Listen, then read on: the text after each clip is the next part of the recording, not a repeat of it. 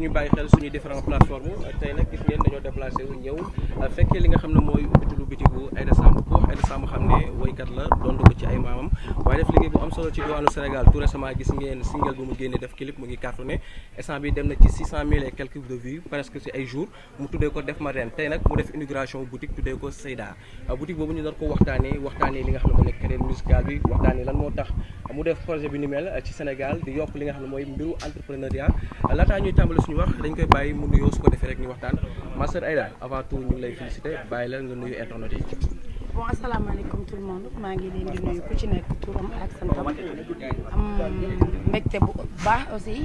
ci seen présence tey si bés bi nga xamante ne bés bu spécial la si man di nuyu sénégalais yi nga xamante ne aussi ñoom ñoo ñuy seetaan. di leen baalu ak ci tamxarit bi ñu jógee di ñaan yàlla Sénégal yàlla na fi jàmm yàgg. macha allah maa ngi koy wax léegi sama njëlbeen wax tey doon bésu mbégte ngay ubbi sa boutique Sénégal ñëpp ñëw ndax yaa fi mel nii nga mel moo tax ñëpp ñëw rawatina presse bi lan moo waral ni mel tey nga ubbi boutique def complexe bu mel ni bu rëy ba pare teg ko ci diggu Sénégal nekk artiste. waaw man nag dama bi ma nekkee xale ba léegi dama bëgg affaire jënd ak jaay. et tey su ma yàlla dimbalee ma nekk Sénégal nekk fii artiste nekk artiste bu ñëpp xam artiste bu ñëpp bëgg artiste bu ñëpp ràññee tey c'est mon devoir aussi ma mën a contribuer un tout petit peu bi nga xamante ne mën naa ko tey boo xamante ni tey mën naa créer ay emploi yoo xamante ne nii ay nit mën nañ ci jariñu loolu moo tax tey moo indi lii te man aussi bëgguma nekk tamit jigéen bi nga xamante ni musique rek laay def donc ma yàgg bëgg aussi am beneen activité boo xamante ni activité parallèle la ak sama métier muy musique donc loolu moo tax tey ma initier lu mel ni et que c'est pas la première fois peut-être que tey lañ ko def mu nekk lu mag mais yàgg naa ci affaire jënd ak jaay yàgg naa ci affaire commerce mais tey peut-être mooy bés bi nga xamante ni moo waral Sénégalais yëpp di ko gis. macha allah gis nañ complexe bi am na lépp macha allah mais lan ak lan ngay jaay si boutique bi su ko defee ñi mën kaa xam aussi parce que gis nañ ni boutique bi rëy na rafet na mais tamit say xarit say àndoor ñëpp ñëw nañ.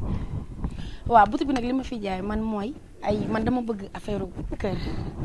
waaw man dama bëgg affaire surtout ay vaisselle dama bëgg di dresser. dama bëgg di teg ndab bu rafet dama bëgg di utiliser ay vaisselle yoo xamante ne vaisselle yu rafet la donc loolu moo waral ma ne pourquoi pas ma def ko ubbi ko mu nekk boutique sénégalais yi aussi di ci gis seen bopp beneen wàll bi mooy que ni wàll tissu yi ak dàll ak sac man comme par exemple la plupart su ma solee yére dañ may laaj fan nga ko jëndee ak foo ko wutee donc man aussi ma ne pourquoi pas ubbi loo xamante ne nii tey ñëpp nañ ci gis seen bopp surtout ñi nga xamante ne nii tey dañuy am mariage dañuy am ngénte muñal bësal xol bi àdduna nii la jàmbaar donc loolu bokk na li ma gën a metti si sama àdduna bi nag loolu la yàlla dogal Diagne. D'accord. Bon, c'était pas notre intention. Mais oui, Dieu moo solo ci doom ñu lay mas parce que pour que nit ñi nga ci dañu gën ci tam ñu waxtaan ci complexe Seyda mooy Seyda mooy jigéen mais sama tur la S bi mooy Samb AIDA bi mooy Aïda mooy Seyda. Le monde de la showbiz maintenant dañuy gis que les créations yu bari na ci bari bu dul artiste woykat pour ko la dañuy créer léegi ay emploi di ci liggéey qu'est-ce qu'il y a le monde de la showbiz ça paye pas actuellement showbiz moo tax ngeen créer ay emploi wala yéen a gis ni que ni musique bi ci kanam tuuti am na ñu muy demee ba amul emploi boobu dem moo tax ngeen gën artiste ngeen créer ay emploi c'est pas parce que ne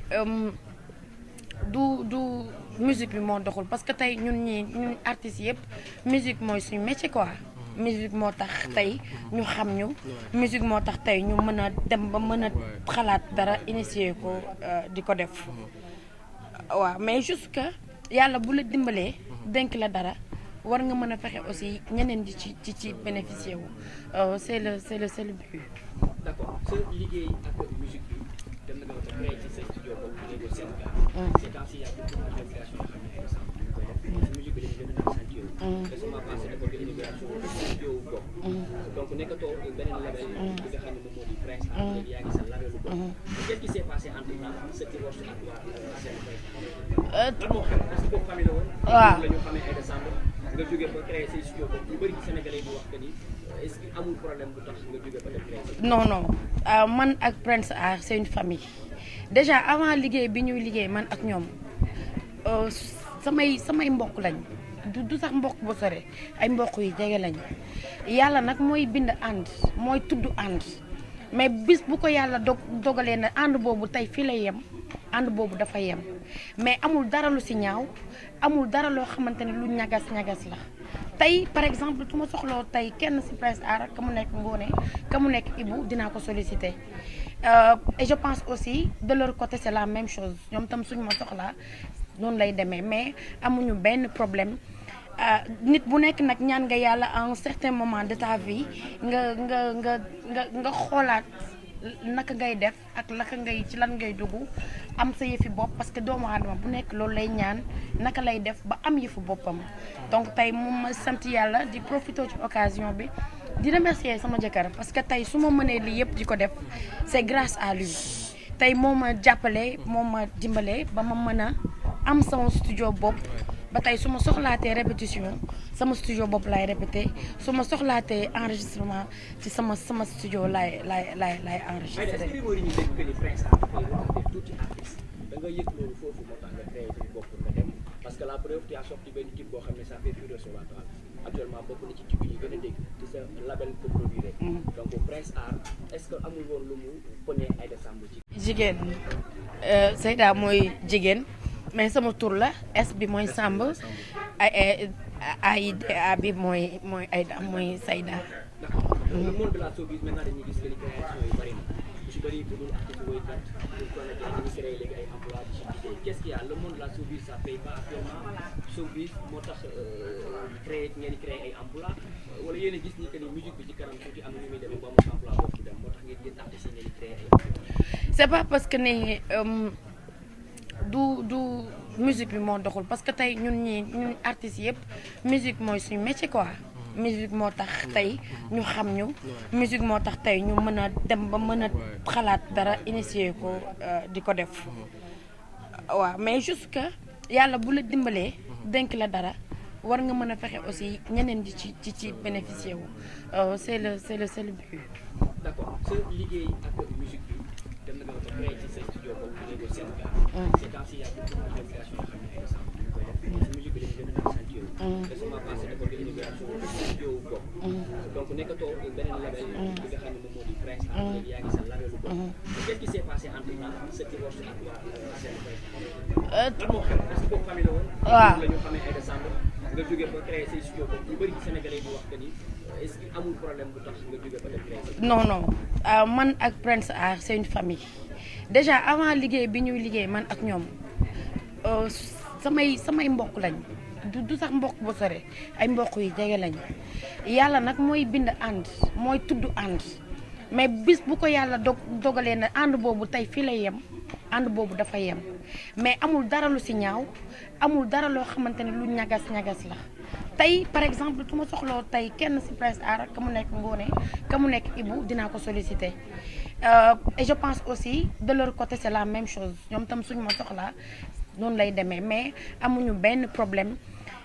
nit bu nekk nag ñaan nga yàlla à un certain moment de ta vie nga xoolaat naka ngay def ak naka ngay ci lan ngay dugg am sa yëfi bopp parce que doomu aadama bu nekk loolu lay ñaan naka lay def ba am yëfu boppam donc tey moom ma sant yàlla di profiter ci occasion bi di remercier sama jëkkër parce que tey su ma mënee lii yëpp di ko def c'est grâce à lui tey moo ma jàppale moo ma dimbale ba ma mën a am sama studio bopp ba tey su ma soxlaatee répétition sama studio bopp laay répété su ma soxlaatee enregistrement ci sama studio laay enregistré. est-ce que ñu dégg que ni Prince Art dafay recruter tuuti artiste da nga yëg loolu foofu moo tax nga créé ci bopp nga dem parce que la preuve tu as sorti benn type boo xam ne ça fait fureur sur la toile actuellement bokk na ci type yi gën a dégg ci sa label ko produire donc Prince Art est-ce que amul woon lu mu pënee Aïda Samb ci côté carrière parce que ña fa nekk ñëpp après bi ñu fa jógee dañoo gis ne ñoo commencé di briller certes que dañoo ko briller bi nga fa nekkee mais boo fa jógee da ngay gën a am brillance donc est-ce que Prince Art amul retard bu mag ci sa carrière. tey su ma waxee loolu ce serait vraiment égoïste de ma part parce que tey sénégalais yi suñ ma xamee ba bëgg ma je pense que ne Prince Art daf ci jouer rôle bu mag peut-être que bi ma fay dem dama yóbbaale sama talent waaw dama fa yóbbu sama talent mais je pense que ne am na loo xamante ne nii def nañ ko.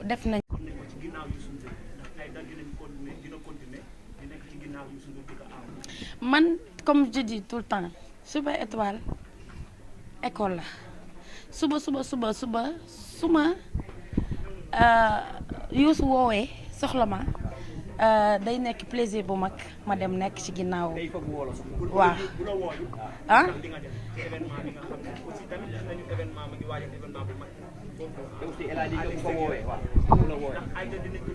non man sama ka tey dana ma leen di wax benn affaire tey Youssou dafa contribuer bu baax a baax tey ci sama carrière ba pare tey mën naa ne dafa contribuer aussi tey ci lépp lu nga xam ne man dama koy def donc man awma xaar ma yàlla ak famille boobu parce que en dehors de musique bi ñuy def c'est ma famille ñoo bokk en fait dañu am ay liens de parenté yu mag a mag donc tey moom su ma soxlaa moo wax na ko Gambie mu ne moom ma nekkoon ci moom ba mu sentir ne war naa mën a dox demalal sama bopp mu bàyyi ma demal sama bopp donc tey su ma demee ba mën a demal sama bopp donc moom aussi def na ci jéego yu rëy. il est au courant de tout. il est au courant de tout. dara non loolu c'est duma nit doo wax ak kilifa ba pare après toog di wax li nga wax ak kilifa mais li ma mën a wax daal mooy lépp li xew moom Youssou dara umb ko si il est au courant de tout. je vais pas rentrer dans les détails parce que kilifa doo wax ak moom ba pare di wax li ngeen wax mais li ma mën a wax ba wax ko mooy li may def ak ci li may dugg di ci génn il est au courant de tout.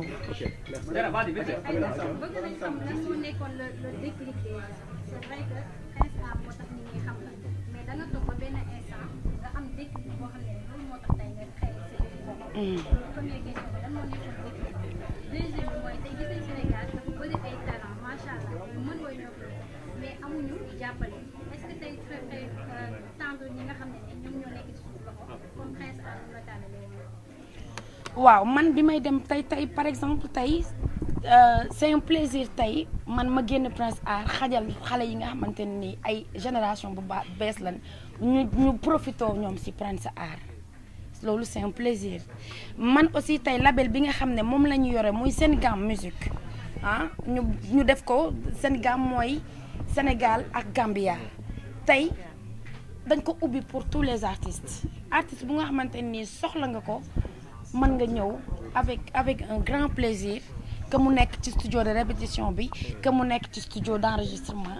ki nga xamante ne nii tey waykat bi nga xamante ne tey dafa bëgg ku ko produire mu ñëwee seen gaam aussi ñun on est prêt comme niñ ma ko defalee woon man aussi pare naa pour defar ko xale yi nga xamante ne nii tey jug nañ nekk ay artistes. ok single bi def ma leen ñu waxtaanee ko da nga ciy woy rendre ci hommage sa jëkkër rendre ci hommage sa wujju sa relation ak sa wujju ndax c'est pas facile ñuy gis artistes yi woy wu jëm. waaw moom Fatou c'est ma sœur moom ndeysaan sax dafa waroon ñëw ci inauguration bi mais yaram moom moo xaw a jagadi tuuti moo tax ñëwul.